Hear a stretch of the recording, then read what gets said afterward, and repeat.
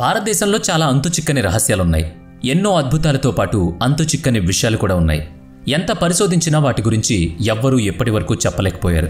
అలాంటి వాటి గురించి ఈ వీడియోలో మనం చెప్పుకోబోతున్నాం. అందులో ముందుగా యూఎఫ్ఓ, అన్ఐడెంటిఫైడ్ ఫ్లయింగ్ ఆబ్జెక్ట్. లదాఖ్లో ఉన్న ఒక ప్రాంతం కాన్కాలా దర్రా. చాలామంది ఊహించని విషయాలు ఇక్కడ ఉన్నాయి. ఇది భారత్ చైనా సరిహద్దులో ఉంది. కానీ ఈ ప్రదేశంపై చైనాకి కూడా తన హక్కు ఉందని ఆరోపిస్తోంది. ఈ ప్రాంతం టిబెట్లో ఉంది, భారత్ చైనా సరిహద్దులో. ఇక్కడ వివాదాల కారణంగా ఈ ప్రాంతానికి ఎవ్వరూ వెళ్లరు. కానీ రెండు దేశాల సైనికులు దూరంగా ఉండి ఈ ప్రాంతాన్ని గమనిస్తారు. ఇక్కడ ఉన్న అసలైన రహస్యం ఏంటి అంటే, చాలామంది స్థానికులు సైనికులు ఈ ప్రదేశంలో కొన్ని వెలుగులు చిమ్మే వింతగా ఎగురుతున్న సాసర్స్ను చూస్తున్నారు. అందువల్ల కొంతమంది వీటిని అనుబంధ గ్రహాల ఏలియన్స్ యూఎఫ్ఓగా భావిస్తున్నారు. కాంకాలా దర్రా గురించి చాలామంది వింత విషయాలు చెబుతున్నారు. కొందరు ఏలియన్స్ అక్కడ తమ స్థావరాన్ని ఏర్పాటు చేసుకున్నారని అంటారు. ఇక్కడ యూఎఫ్ఓలను చూశామని కూడా చాలామంది చెప్తూ ఉంటారు. 2006లో ఇక్కడ కొన్ని వింత ఆకృతులు కనిపించాయని, గూగుల్ మ్యాప్లో ఈ ప్రదేశం కప్పి పెట్టబడిందని కొందరు అంటున్నారు. ఇక నెక్స్ట్ వన్, పాముల గ్రామం, షేత్, మహారాష్ట్ర. భారతదేశంలో దేవతలతో పాటు జంతువులను కూడా పూజిస్తారు. వాటిలో ముఖ్యంగా పాము ఒకటి. నాగపంచమి రోజు పాములకు పూజలు కూడా చేస్తారు. అయినా చాలామంది వాటికి దూరంగా ఉంటారు, ఎందుకంటే అవి విషసర్పాలు కాబట్టి. ఒకసారి కరిస్తే ప్రాణాపాయం కలుగుతుంది. కానీ మహారాష్ట్రలోని సేత్ అనే గ్రామం పరిస్థితి భిన్నంగా ఉంది. అక్కడ ప్రజలు పాములకు భయపడకుండా చూస్తూ ఉంటారు. పైగా పాములు ఇంట్లోకి రావడానికి కూడా వీలు కల్పిస్తారు. గృహ నిర్మాణ సమయాల్లో ఒక రంధ్రం కూడా ఏర్పాటు చేస్తారు. అక్కడ పాములను పవిత్రంగా, శుభప్రదంగా భావిస్తారు. అక్కడి ప్రజలు పాములతో కలిసి తమ జీవనాన్ని గడుపుతూ ఉంటారు.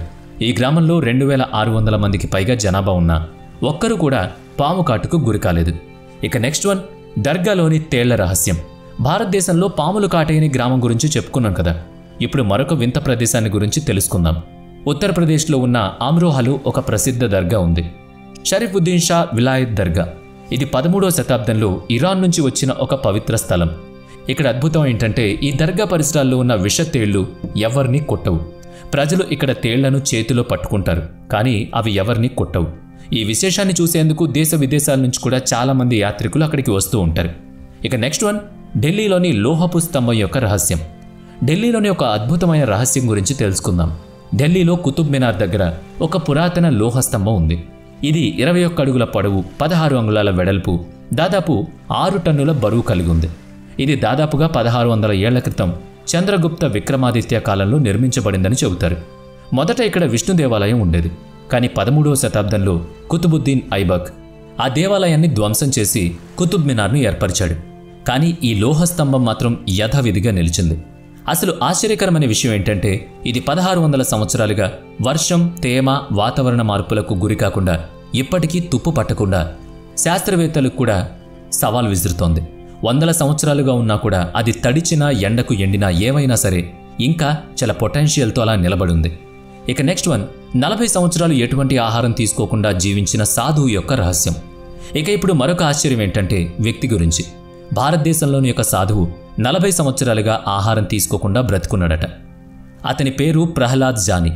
అమ్మవారి భక్తుడు, పూర్తిగా ధ్యానంలో జీవిస్తాడని చెబుతారు. ఆయన గురించి విన్న తర్వాత ఎంతోమంది శాస్త్రవేత్తలు ఆసక్తి చూపారు. 2003లో స్టర్లింగ్ ఆసుపత్రిలో వైద్యులు ఆయనపై పరిశోధన కూడా చేశారు. అందుకోసం 10 రోజుల పాటు అతన్ని ఒక గదిలో ఉంచి సీసీటీవీ కెమెరాలతో పర్యవేక్షించారు. ఈ సమయంలో ఆయన తినేందుకు ఏమీ ఇవ్వలేదు, తాగేందుకు కూడా నీరివ్వలేదు. కానీ ఆయన ఆరోగ్యంగా ఉండి బాత్రూమ్ కూడా అవసరం లేకుండా ఉండడం అందరినీ ఆశ్చర్యపరిచింది.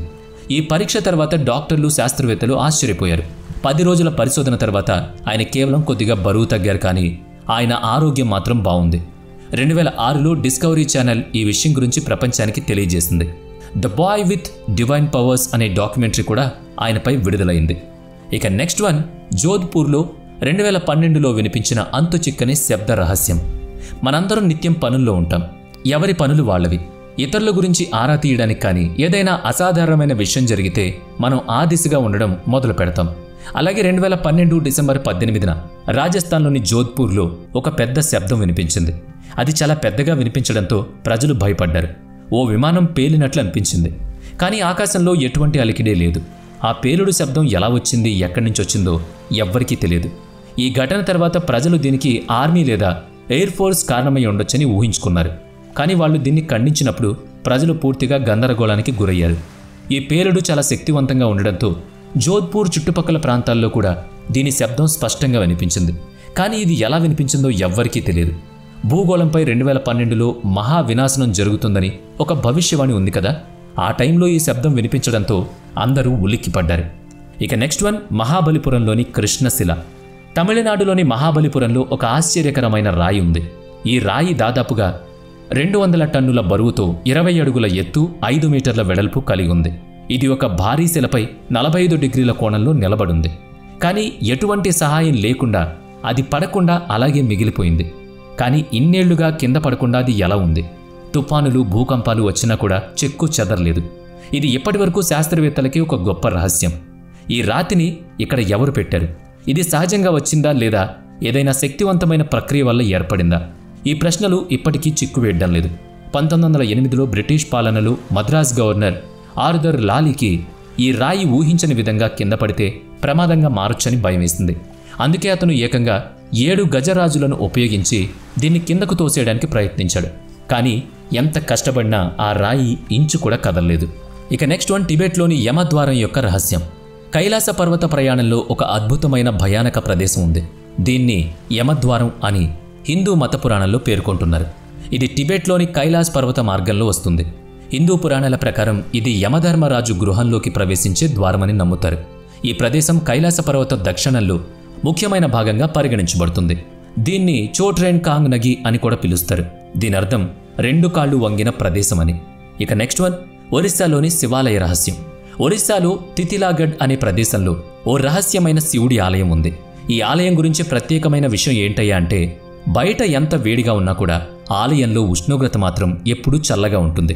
తితిలాగఢ్ ఒడిశాలోని అత్యంత వేడిగా ఉండే ప్రదేశాల్లో ఒకటి. వేసవిలో అక్కడ ఉష్ణోగ్రతలు 50 డిగ్రీలు దాటుతాయి. కానీ ఈ ఆలయాన్ని ఎంత శోధించినా దీని లోపల వాతావరణం మాత్రం ఎప్పుడూ కూల్తో ఉంటుంది. దాని ఉష్ణోగ్రత దాదాపుగా 10 డిగ్రీల సెల్సియస్ వరకు చల్లగా ఉంటుంది. ఇది గణనీయంగా తగ్గుతుంది. ఒడిశాలో తితిలాగఢ్ శివుడి ఆలయం గురించి మరో ఆశ్చర్యకరమైన విషయం ఏంటంటే, ఆలయం లోపల ఎప్పుడూ చల్లదనమే ఉంటుంది. ఆ ఆలయంలో కూర్చుంటే చాలు ఏసీ వేసుకున్నట్టు ఉంటుంది. ఇక next one and last one, తాజ్మహల్లోని రహస్య గది. తాజ్మహల్ భారతదేశపు గొప్ప నిర్మాణాల్లో ఒకటి కదా, కానీ ఇది తన లోపల అనేక నిర్మాణాలను కలిగి ఉంది.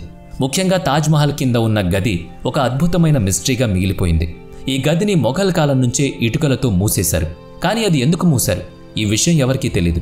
తాజ్మహల్ చుట్టూ అనేక రహస్య కథలున్నా కొన్ని కథల ప్రకారం షాజహాన్ తన ప్రియమైన భార్య ముంతాజ్ తన 14వ బిడ్డను ప్రసవించే సమయంలో కోల్పోయాడు.